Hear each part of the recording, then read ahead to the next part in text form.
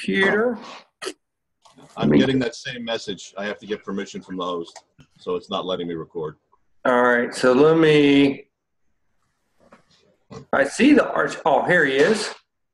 I want to make him the make host. Yes. Oh, I just figured it out. All right, hold on. Father, you're showing up as Father Paul? Yeah, I am. Yes. Okay. Oh, I switched him over to the host. So it won't now. Next week, I'll remind me. I have a button and I can let you record. All right, perfect. But I just kicked him over to being the host. So.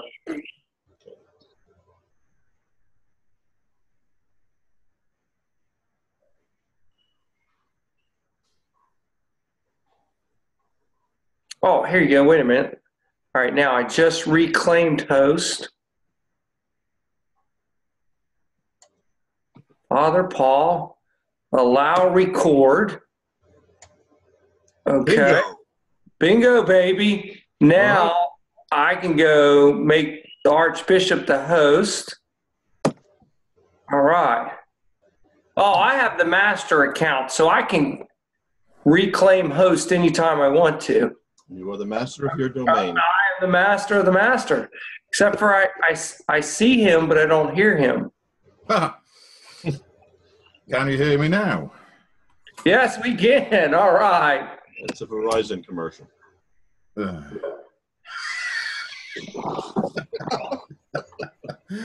well, my general attitude to cell phones is if you need them, they're either flat or you can't get a signal. Yeah, well, they're all demon possessed anyway, so it doesn't. Hey, I just remind everybody, since we're getting ready to get started, hey, Father Paul had a hard time with doing transcripts last week, so please mute. You can find that in the bottom left-hand corner of the pop-up menu, and you can mute it. And remember, if you, when you click back on, when you're speaking, it's recording you. So I also remind everybody a little paperwork I forgot last week. Will you shoot me an email that you attended the class, and so that I have a copy, and then we'll go from there. All right, Archbishop, it's your show. Okay. Right, we were somewhere stranded in the middle of the 13th century when we finished last week. And I think one of the things that strikes me about the 13th century is that the years around 1200 really mark quite an abrupt cultural turning point in Britain.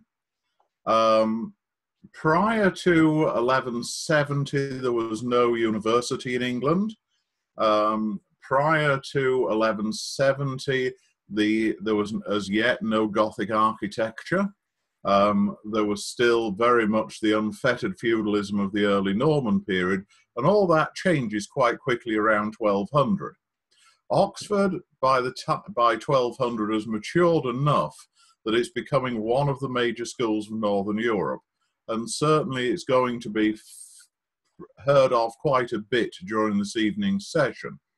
Secondly, the Gothic style of the Ile-de-France, which was first employed at Canterbury Cathedral in the great rebuilding which occurred after the fire of, I think it was 1174, gradually is transformed into the early English style. And the early English style is quite widespread in England. Ely, Lincoln, Canterbury, York, and of course, supremely, Salisbury all have considerable amounts of early English architecture, which is characterized by the first real attempts to go after some sort of lightness of structure. The early English style is still quite chaste, but it marks a transformation in the feel of churches from the rather heavy fortress-like Romanesque architecture of the Normans into something a little bit more uplifting, a little bit more almost at times almost a dancing style, the way in which the arches rise up into what would have been at one time quite brightly painted vaults.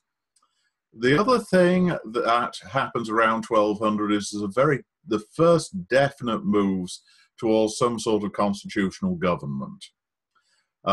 King John is forced to sign the Magna Carta in 1214, and as such, it guarantees the liberties of the barons and of the church against encroachment from the king. Also, John has the embarrassment of being made a papal fief and having to do homage to the Pope for the Kingdom of England.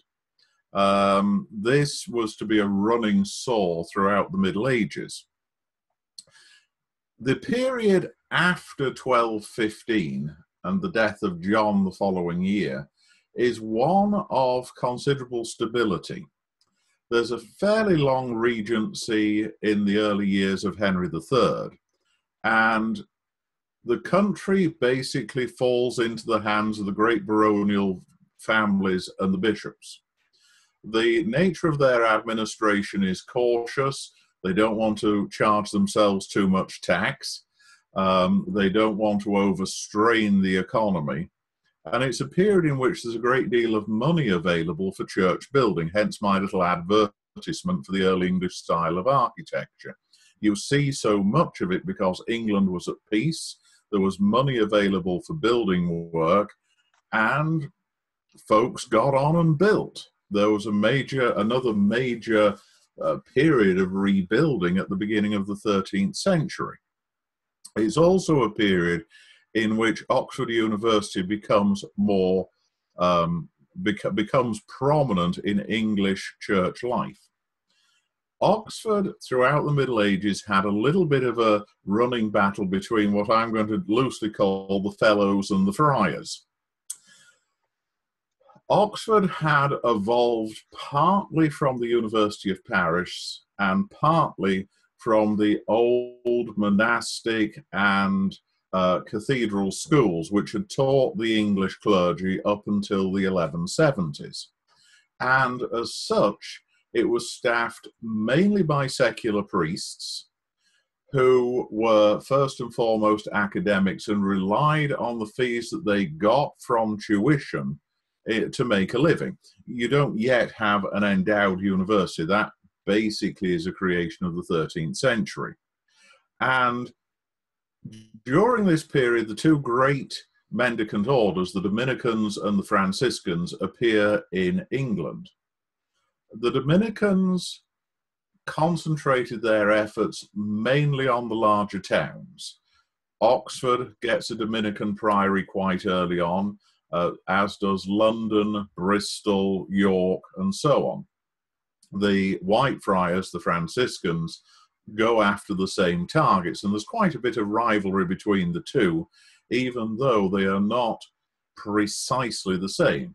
The Dominicans, often known, thanks to a bad pun, as God's dogs, were primarily devoted to preaching and to the suppression of heresy. They have been founded in response to the Albigensian heresy in southern France. St. Dominic laid a great deal of emphasis on his friars being learned, able to preach and expound Christian doctrine. They, of course, attracted, early in the 13th century, one of the greatest theological minds of the age, when Thomas Aquinas made his profession as a Dominican friar. By contrast, the Franciscans in the early days were kind of the holy stupid ones. That's no W on the holy, okay? And their emphasis was very much on leading a poor, holy, and helpful life. Yes, they preached, but their preaching was much simpler than that of the Dominicans. And they were immediately popular, particularly with the townsfolk.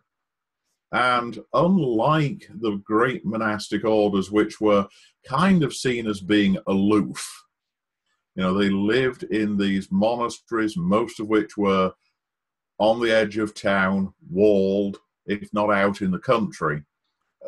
and they appeared to be aloof from the people. The secular clergy in the main were not up to preaching.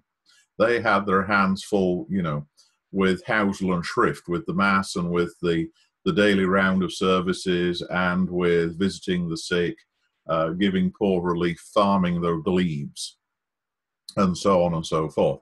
So preaching really became the occupation of the great mendicant orders.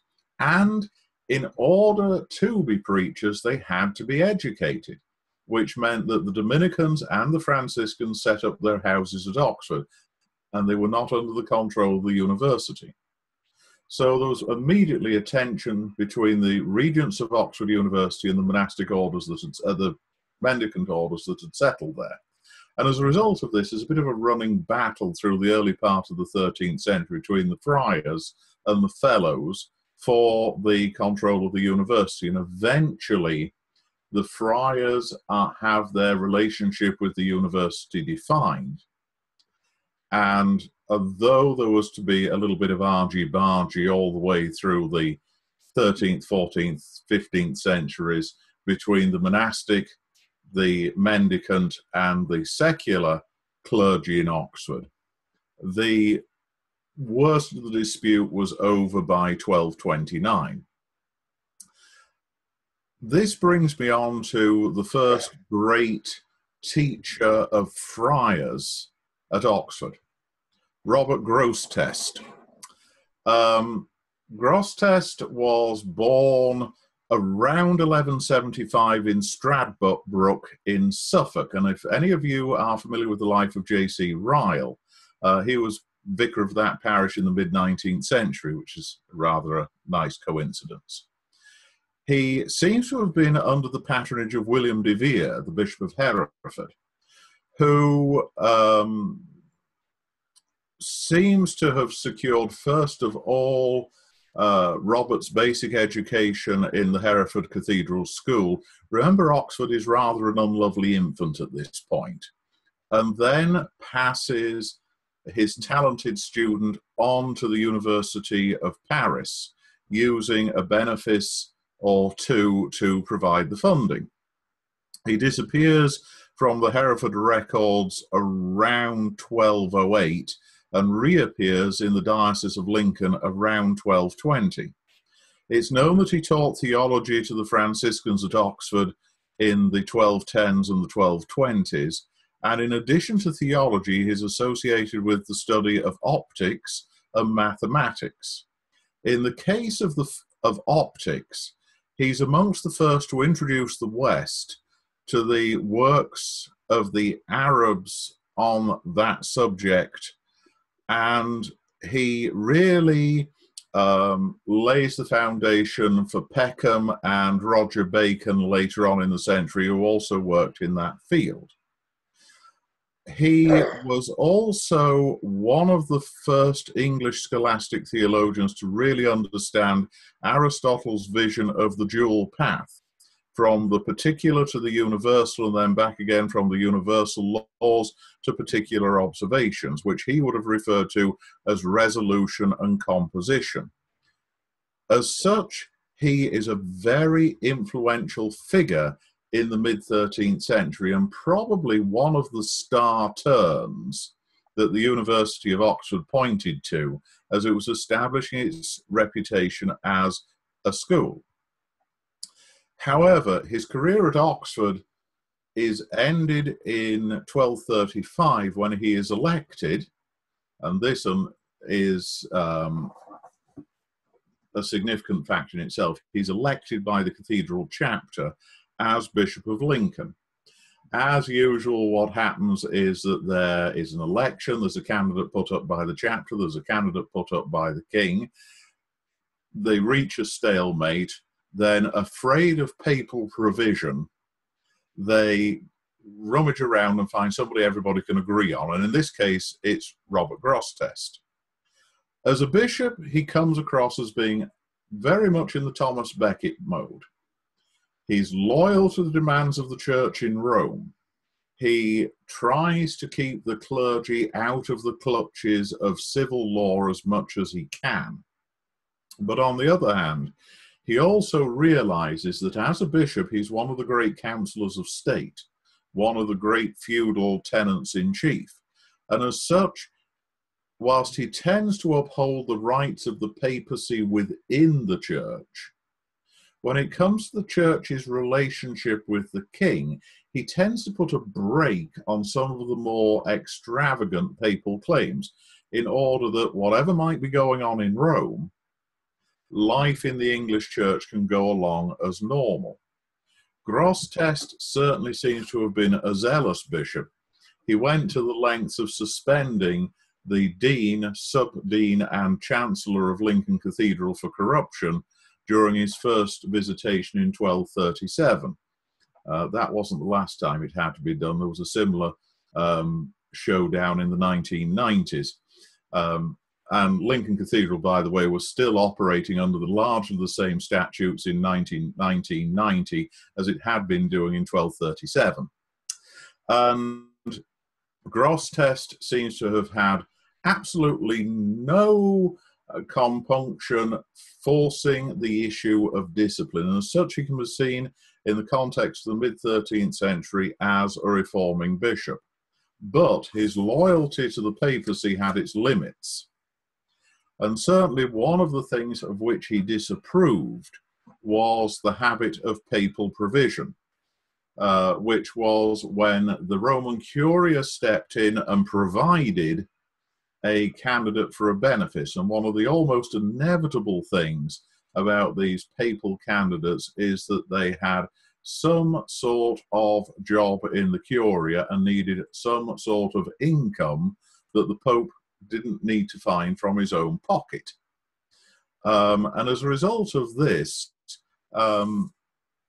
English benefices, particularly cathedrals, tended to get their share of non-resident Italians and Frenchmen, depending on the nationality of the Pope, who became basically dead weight in the English church. Grosseteste seems to have really lost his cool in 1253 when he's asked by the Pope of the time to provide one of his nephews with one of the wealthier prebends in Lincoln Cathedral. And basically he tells the Pope, as I alluded last week, to go and take a hike. Grosseteste also found himself in a head-to-head conflict with Boniface of Savoy, the Archbishop of Canterbury, when the Archbishop tried to stage a provincial visitation of the Diocese of Lincoln. Grosseteste's resistance was probably based on the fact that when you've got the Archbishop crawling all over your diocese, it totally dislocates the routine administration of the diocese, and he probably just didn't need the hassle. He appeals the whole thing to the Pope, and eventually the Pope says that yes, of course, the Archbishop does have the right of visitation, but by then Grosseteste was safely dead, so it was his successor's problem.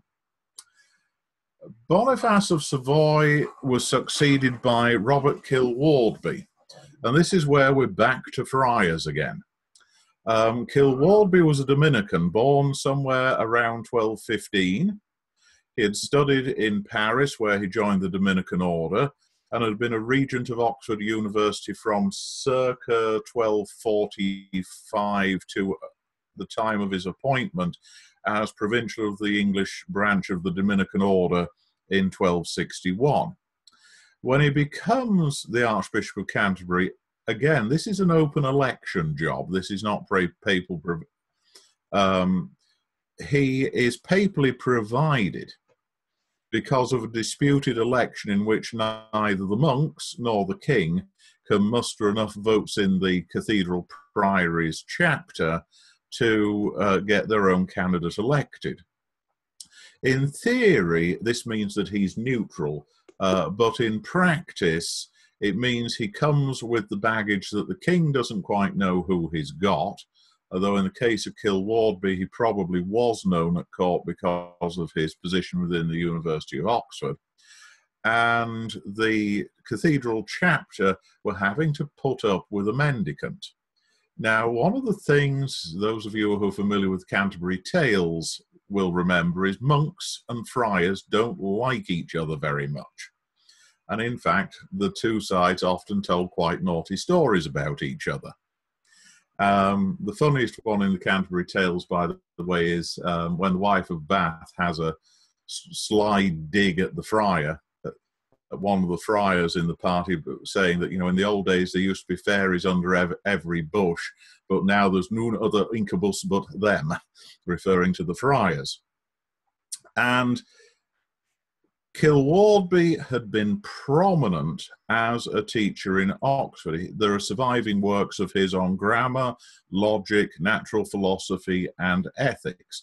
And it's sometimes claimed that he participated in the debates against Thomas Aquinas's positions that occurred during the 1260s, and that's not been proved. As an archbishop, he seems to have concerned himself with the usual reform program, trying to get the clergy to be resident in their benefices, trying to ensure they were at least reasonably literate, and of course fostering the University of Oxford as a seedbed for the clergy. Kilwardby finds himself, not surprisingly, at loggerheads with Henry III over on the subject of papal taxation. The papacy during the mid-13th century was increasingly claiming that the clergy were exempt from secular taxation. That's because the papacy wanted all the money for themselves. And as a result of this, people like Kilwardby, who on one hand were loyal sons of the Pope, enemies to heresy, preachers of the faith as it was then received, found themselves trapped between the Pope and the King. And Kilwardby had the great misfortune to have to struggle through one of those periodic disputes. It was eventually resolved by something of a stalemate in the 1290s when Edward I pushed the first statute of praemunire through the Parliament, which basically was intended to be one of those sort of pieces of legislation that was a kind of Ways and Means Act. Basically, if the exactions of the papacy became too much, the king could claim that Rome was usurping kingly functions, and then it became a legal battle. It basically gave the king the opportunity to step in and staunch the flow of money to Rome. This particular, the Statute of Praemunire remains on the books all the way through the Middle Ages, and as you'll recollect, during the Reformation Parliament, the English Church is fined a considerable sum for having, by its obedience to the Roman Church, committed the offence of praemunire, which was basically a form of lèse-majesty, contempt for the king's authority. Kilwardby is followed in the league table of prominent academic clerics in the 13th century by William of Ockham. Now, the thing that terrifies me about Ockham is that he was a nominalist. And I cannot get my head around nominalism to save my life. It's sort of alien to me. He was born somewhere around 1285 in Ockham, which is a little village in Surrey. And he's often thought of as being the father of medieval nominalism. He joined the Friars Minor, the Franciscans, somewhere around 1300, 1305.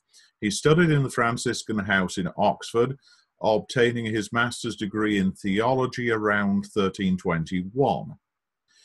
And this is where his career goes in an unexpected direction. The first thing he does is he does what every young blood theologian does in the 13th century.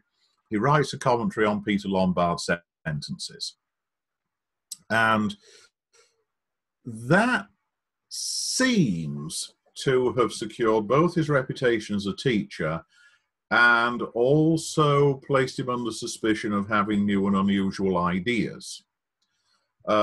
He is summoned to Avignon in 1327, where the popes are then residing because they'd had enough of the Roman sewers and riots, the lack of one and the abundance of the other. And there he has to deal with one of the rolling controversies that affects the Franciscan order in the 14th century. And it focuses on the original rule of St. Francis, which required absolute poverty on the part of the order, and also the subject of whether Christ and the apostles were poor. If any of you read that novel by Umberto Eco, The Name of the Rose, this controversy is part of the background to that novel. And Occam is part of the traditionalist party within the Franciscans. He supports apostolic poverty. He supports the original version of the rule. And this lands him in hot water with Avignon, and he flees to Munich, where he spends most of the remainder of his life, about 20 years, as part of a band of renegade Franciscans who are protected by the Duke of Bavaria and maintain the original version of the rule. Philosophy was his major teaching endeavor. Of course, he's remembered today for Occam's razor, but he's the first really major exponent of nominalism.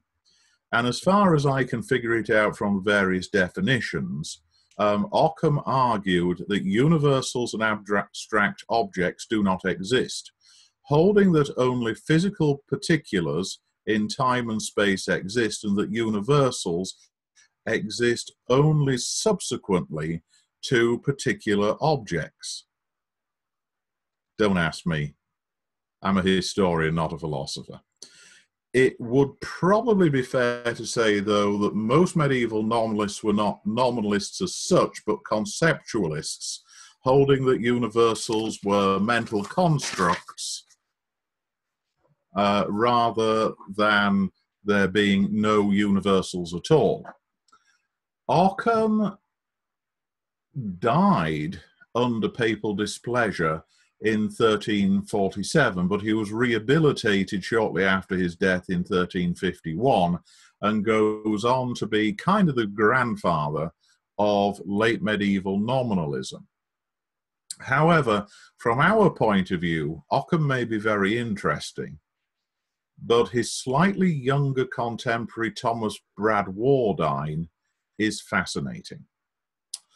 Bradwardine is known as the Doctoris Profundis, the profound doctor. Unlike Occam, unlike Kilwardby, he is a secular clerk. He is basically one of the ordinary, everyday clergy. He would have had greater financial security had he been a monk or a friar, but instead he's an ordinary diocesan clergyman. He's educated at Balliol and then migrates to Merton around 1321. He seems to have found his way as by making himself useful to the Bishop of Lincoln and to the Bishop of London, as he appears as Chancellor of St. Paul's Cathedral in the early 1330s, subsequently as Dean of St. Paul's in the 1340s. He was also chaplain to Edward III and was present at the Battle of Crecy, where the French learned once again what the longbow could do. Chaucer ranked him as a scholar and a theologian with St. Augustine and Boethius. I'm not quite sure how much one should take Chaucer's recommendation seriously, but that certainly gives you an idea of how important he was thought of as being at the time. He worked on problems such as the liar paradox. He also did some of the early work into star polygons, laying the foundation for Kepler's work. He also worked on mechanics and the uniform motion of objects. In theology, he doesn't really fit into his time period. He wrote against free will in favor of the sovereignty of God, predestination, justification by grace alone. Russell Dykstra, who teaches at the Presbyterian Reformed Seminary in Michigan, wrote a couple of articles in on Bradwardine, which points to the fact that Bradwardine was very openly critical of high medieval theology. Unlike most medieval theologians who quite happily attack Pelagianism, Bradwardine goes after semi-Pelagianism, and it's only, the thickness of 2 cigarette papers between semi-Pelagianism and synergism. And synergism, the belief that faith and works work together to bring about justification, was the dominant theory during the Middle Ages, and it's something that Bradwardine writes against at great length. He starts from the premise that God can only be known by revelation. So you know where this one's going. He has a high view of Scripture. He also holds that the early fathers were fallible, that their authority derived from their interpretation of Scripture rather than them being an independent source of truth. And among the early fathers, he has his favourites. He's very fond of St. Jerome and St. Augustine, as you would expect.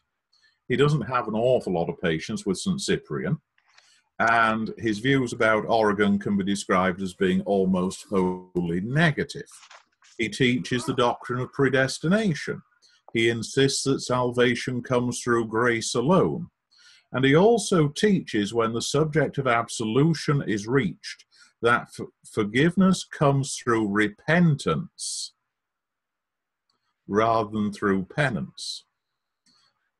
Bradwardine's De Causa Dei was reprinted by George Abbot, the last Calvinist to be Archbishop of Canterbury, in 1620. And as such, you can see Thomas Bradwardine as fitting into a succession of what I can only describe as being mild theological dissidents, who were perfectly acceptable in the 13th and the 14th centuries. But when you get into the 15th century, the institutional church, the papacy in particular, begins to be very resistant to the implications of their teaching, on the supremacy of Scripture, the sufficiency of Christ's work, justification by grace alone, and predestination, because it interferes with the cash cow of purgatory and indulgences. So Bradwardine's reputation is at its highest in the late 14th century.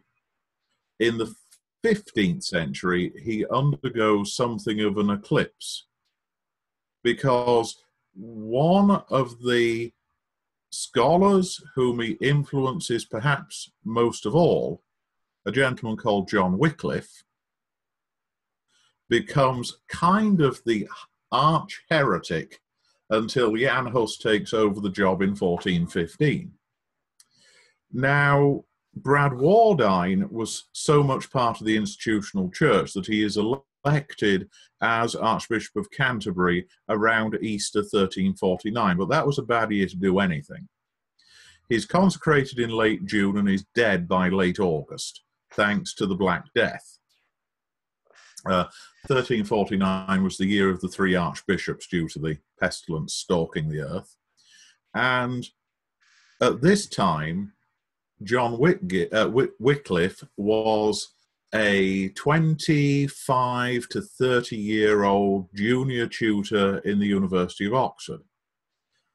He certainly would have heard about Thomas Bradwardine's opinion. He probably read De Causa Dei, and as a result of this, Wycliffe becomes a critic of the contemporary church. And he starts out very much where Brad Bordine had left off by criticizing semi-Pelagianism, free will, the emphasis of tradition in the high medieval church. But he goes on from there to start criticizing the priesthood. He starts advocating for the abolition of the priesthood as it stood and its replacement by an order of poor clerks who would not be formally ordained but would preach.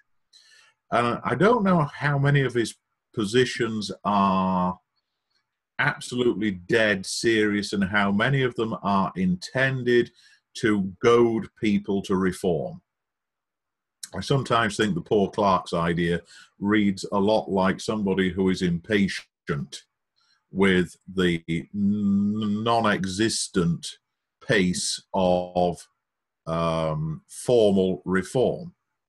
Certainly Wycliffe, through his career at Oxford, is well respected. He only really becomes controversial when he starts attacking the power of the papacy, the wealth of the institutional clergy.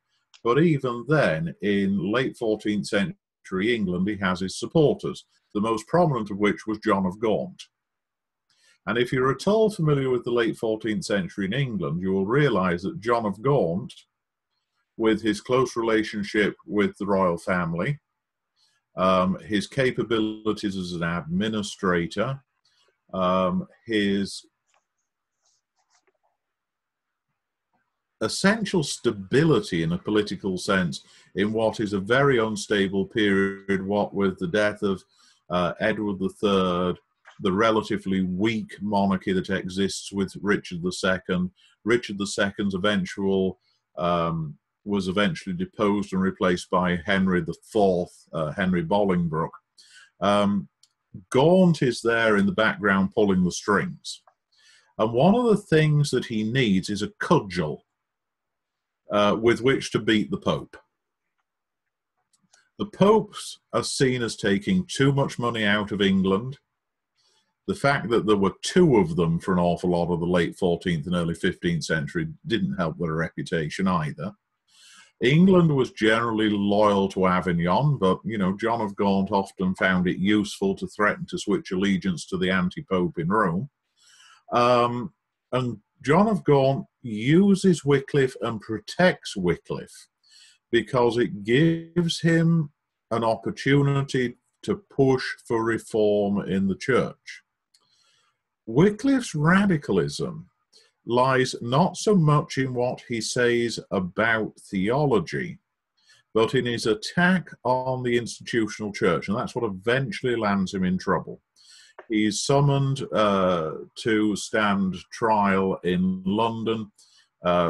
He's, as far as I can work out, the trial collapses in chaos, nothing really happens. He's sent back to Lutterworth, where he was rector, and dies while celebrating Mass just after Christmas in 1384. His condemnation as a heretic is posthumous. The ideas that Wycliffe pushed about the sufficiency of Scripture, the sufficiency of Christ's work, justification by grace alone, predestination, his repudiation of transubstantiation, didn't draw the wrath of the church, even though individual specific propositions like his denial of transubstantiation were condemned at the time. It's only in 1415 that his bones are exhumed and burnt posthumously so he can share the fate of Jan Hus, that he really becomes the big heretic. Although under Henry Bolingbroke, there had been a move to damp down his Lollard followers as a popular movement in England. There was one thing the kings of England liked less than the papacy, it was popular movements of any description, because they led to rebellions, and rebellions got messy. And Lollardy was propelled by the translation of the Bible into English. Now, Wycliffe's translation basically puts the Vulgate into Middle English. It's not a translation from Greek and Hebrew, it's a translation from Latin. But the fact that you have this unauthorized English translation being circulated in manuscript is the sort of thing that keeps conservative Catholic bishops awake at night. And as a result of this, measures are taken to suppress Lollardy from about 1398 onwards. The statute on the burning of heretics is passed in 1406, although its provisions are very rarely used until the reign of Mary I from 1553 to 1558. There is certainly pressure on Lollards to keep their heads down and their opinions to themselves. But there isn't really a wholesale heresy hunt, except when certain members of the hierarchy begin to sound a little bit too much like Lollards. And when we look at the 14th century next week, the 15th century next week, we'll have a little look at the beginning of next week's session at those clerics who seem to be sympathetic to Wycliffeite ideas. Because one of the things that perhaps we need to be a little bit careful about is the idea that Luther's Reformation came out of nowhere. Luther's Reformation is rooted in the minority tradition of the 13th and the 14th centuries. And when this is suppressed in the 15th century, it's a little bit like screwing the cap on the bottle and then giving it a good shake. If the cap's loosened, you're going to get sprayed, and if you shake it too hard, the bottle's going to break. And this is really what the efforts at suppressing the minority tradition at a time when the papacy is spectacularly unreformed eventually do. Luther's Reformation comes not out of the blue, but at the end of a period when the church has proven itself time and again incapable of reform from within. And what Luther appeals to are not a bunch of ideas that Luther dreamt up himself, but to the tradition that went back to St. Paul, went back to St. Augustine, came down through folks like Gregory the Great, the Venerable Bede, to Thomas Aquinas, Thomas Bradwardine. It's not a new tradition, but it's one that has been suppressed. And so the 15th century has to be looked at in the context of it being the century of suppression and of decadence. So as we wind up this week, we need to have a quick look at where the English Church is at the beginning of the 14th, at the end of the 14th century.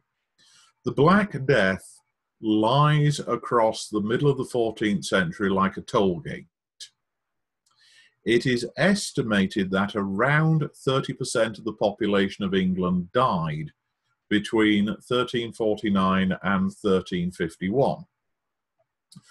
The places most heavily affected were the large cities and very often monastic houses, because once the pest got inside, it generally meant that anything up to 2/3 of the inmates would die. It's a confined environment, and though sanitation's relatively good, once you've got fleas with bubonic plague running around inside the place, that's it, you know. You're going to have a high mortality rate. So the English Church emerges from the Black Death with a shortage of clergy. There are, at the beginning of the 14th century, around 57,000 people out of a population of 2.5 million in holy orders. That's about 1 to every 150 to 200 of the population. And as such, you have a vast regiment, particularly of secular clerks. But this is halved by the Black Death. And so the late 14th century is a period when the quality of the clergy declines, and also the attempts at reform, as exemplified by Wycliffe, become more strident. England also undergoes a period where it tends to want to go in a different direction to the rest of Europe. England manifests this in a rather strange way. England becomes more inward-looking. The struggles of the late 14th century tend to focus political attention on the Kingdom of England and away from France and the foreign wars. It also produces a new architectural style, the perpendicular style, which is totally different to anything that's going on in the rest of Europe, even in Scotland and Ireland. It's an insular style confined to the English church. It's a period in which England is really beginning to be very conscious of its status as a nation. The switch is made from Norman French to English as the language of administration alongside Latin. Chaucer somewhat humorously mixes Norman French and English in his Canterbury Tales and his other poetic works. And what started out as a bit of a joke became a major contribution to the form of the English language. And so you have this period at the very end of the 14th century, just going into the 15th, where England becomes very conscious of its status as an island nation, and also the fact that it has a role to play on the wider European stage. It's a period when France and the Holy Roman Empire are in relative decline. So England tries its best to fill the political vacuum in Europe. And this really has to be seen as the background to the early 15th century, but it all comes to a tragic end with the Wars of the Roses, which occupy a period of around 45 years in the middle to the end of the 15th century. So we'll leave it there for tonight and pick up again at around 1400 next week. Okay, so good old question time now. I got a question for you. I mean, because it really personifies more of what you're talking about tonight, and I found it very curious. And what somewhere down the road I'm going to research this, but we talk on page 127, and they talk about the mystics and the writers, and having largely under the influence of the Franciscans number of mystical writings, and they were showing a deep interest in the cross and the passion and the holy name and the details of Christ's early works. They got into that a little bit next week. Okay, you think? You're coming on to Julian of Norwich. Yes. Piers Plowman, all that sort of thing. It seemed like that was a transitional writing. I've never read the writings, but it seems like that's right at the point of where what they're writing on is a transitional to where we're going. Into the Brethren of the Common Life, the Devotio Moderna, and that eventually feeds through into the religious atmosphere that produces Luther. One of the great pieces of Scottish Renaissance music is a antiphon by Robert Carver called O Bona Jesu, which is very unusual for one of these great polyphonic works, because it's an antiphon of Christ, not the Blessed Virgin Mary. Because in the years immediately prior to the Reformation, devotions like the Five Wounds of Christ were becoming much more prominent in the ordinary devotional lives of Christians. It's almost as though there's an emotional response to the sacrifice of Christ, which hadn't been there in the High Middle Ages, where the focus is more on the Blessed Virgin Mary and the saints. It's almost as though popular devotion is moving a little bit out of step with theology at this point. You've got Walter Hilton in this period, you've got Piers Plowman, you've got Julian of Norwich, you've got, I can't remember the fellow's first name, Rowe, all of whom are mystical writers of one sort or another. And you get this because the institutional church is kind of out of step with the times. Black Death has made people much more aware of their own mortality in a certain way. Hey, now I'll just ask you this question for next week, kind of, hopefully maybe you can kind of clamps on it, but, Rogers was first done in 1429 in Angus, Scotland, was the first recording, which they taken Welsh transcripts to fight into conquering Scotland, and the Rogers was very prominent Welsh name, and he ended up being Lowland Scots. But during that time was the conquering of Scotland by the English, and the church obviously moved into Scotland at that time and moved the differentiation between the Scots and the Celtic movement, the Gaelics, the Highland tribes, which we then see the Great Highland Wars. And we see a separation of kind of like churches, and maybe you could if you knew something about that, talk a little. I've always been curious. I can't find a lot on that. If you have something you can bring in that talk. From the Pope's point of view, the Scottish Church until 1318 was part of the province of York, except for the Diocese of the Isles, which is still legally part of the province of Nidaros in Norway. And what happened with the Scottish War of Independence is, first of all, you have a dynastic vacuum. After the death of the Maid of Norway, there is no obvious number one claimant to the Scottish throne. It could go to the Balliols, it could go to the Bruces, it could go to the Comans. So there's a vacuum there.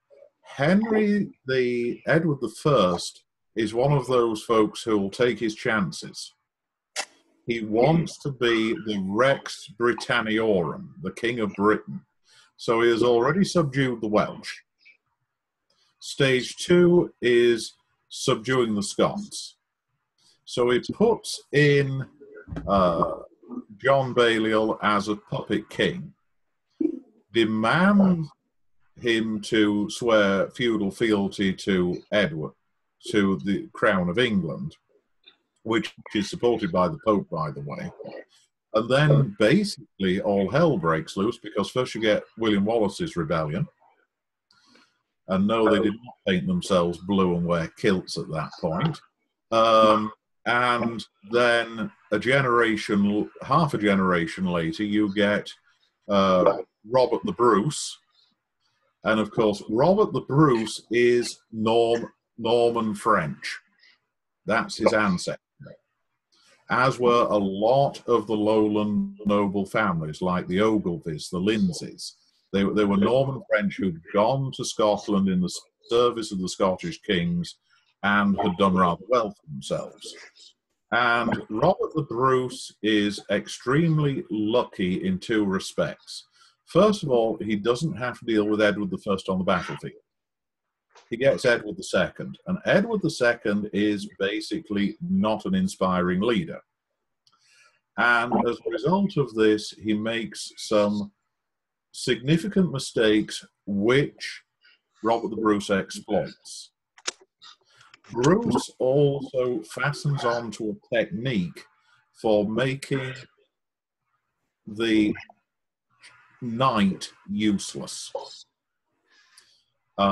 It's the use of the schiltron, which is basically an early form of the pike square. They have these 15-foot long poles. You jab one end into the ground, you leave the other end pointing at the horses and say, "Come here and get yourself kebabbed."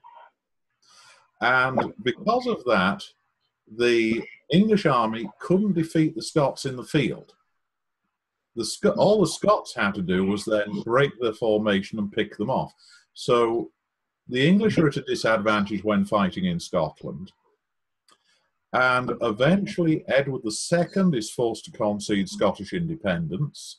And then the papacy recognizes the Scottish Church as being essentially extra-provincial. The Scots dioceses are directly responsible to the Pope until the papacy creates the ecclesiastical province of St. Andrews in the early 15th century.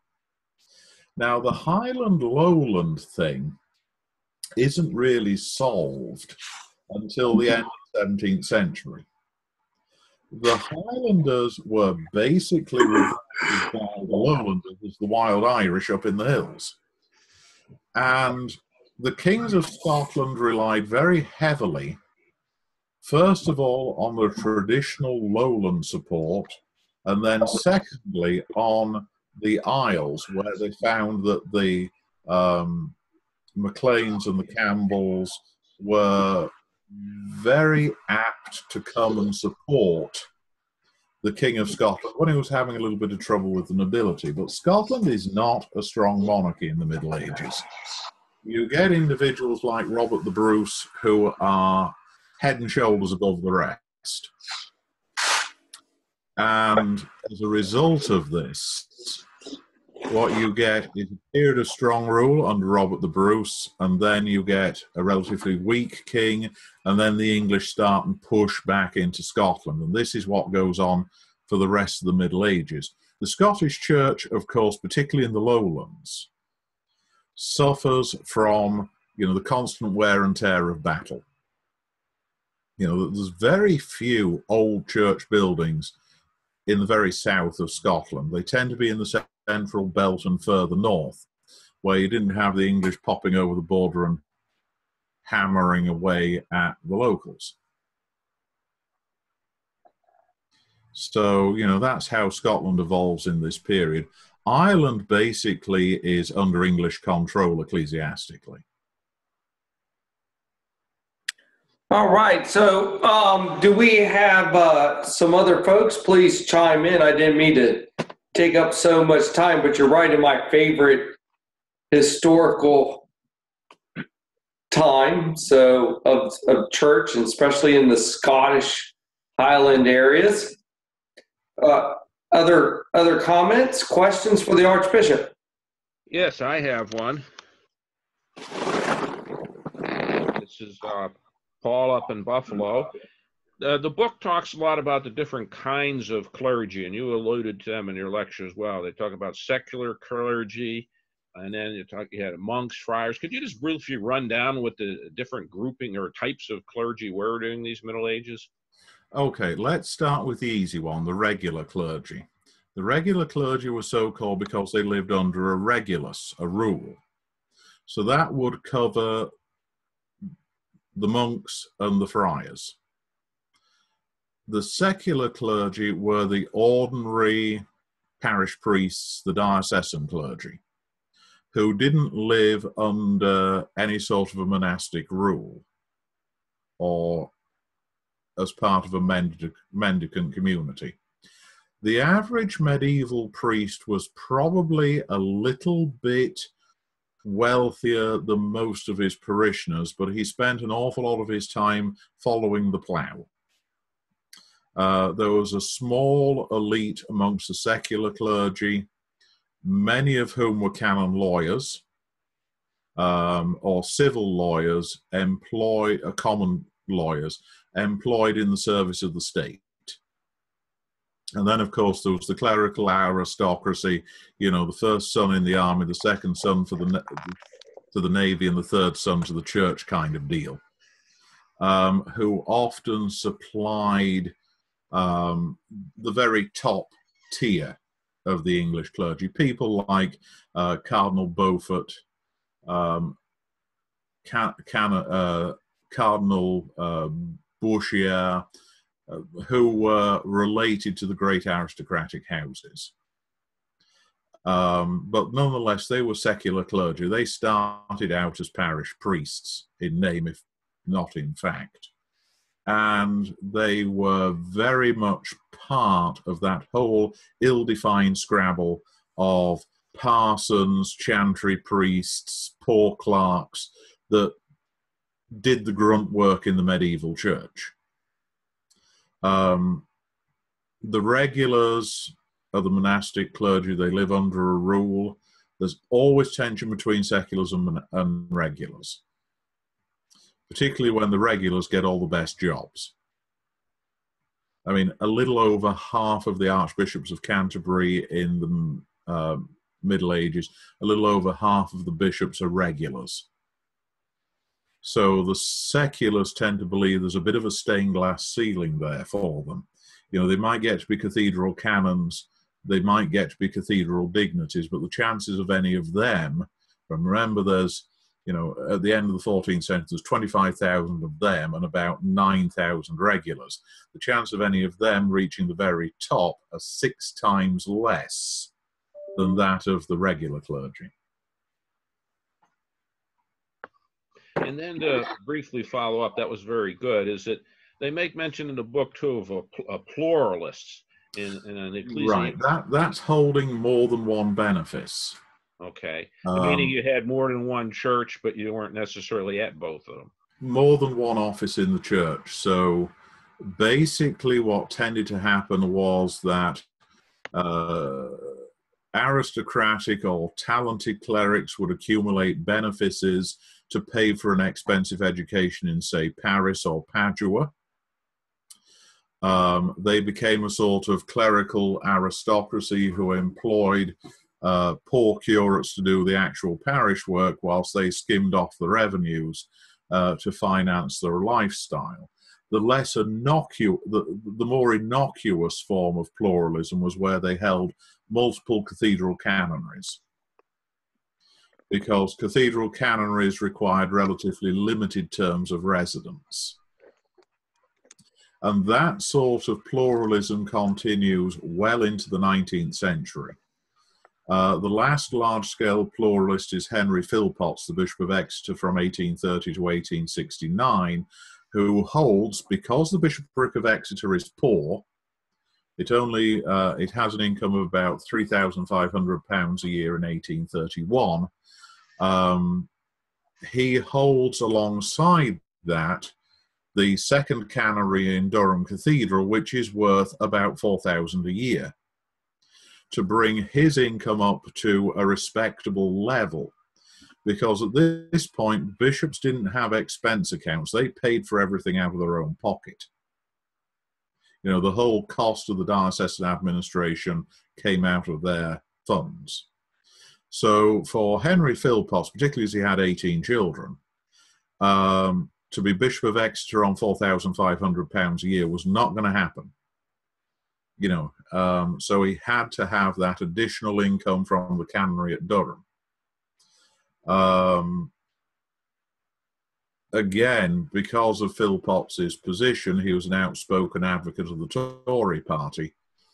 He wasn't going to get translated anywhere after 1832. The Whigs were in, he was not going anywhere, and even the Tories would only translate him if they had nobody else. So he was staying at Exeter for the rest of his life.